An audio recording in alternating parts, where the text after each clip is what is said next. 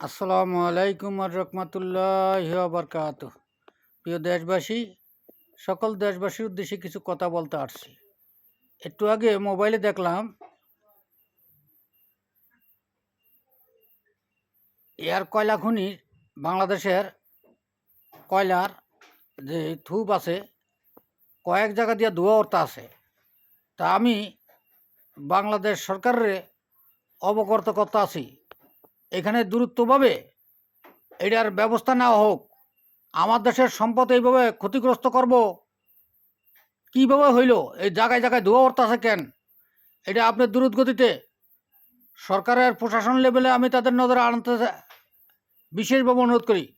সকলে আমার এই ভিডিওটা লাইভ শেয়ার করে দিবেন, যখন অতি দ্রুত সরকারি কর্মকর্তার কাছে পৌঁছে যায়। দেশের সম্পদ কেলাম ক্ষতি করতে আছে, একটা চক্রান্ত চলতে আছে দেশকে পঙ্গু করে দেওয়ার। আসসালামু আলাইকুম আর রহমতুল্লাহি ওয়া বারাকাতুহু।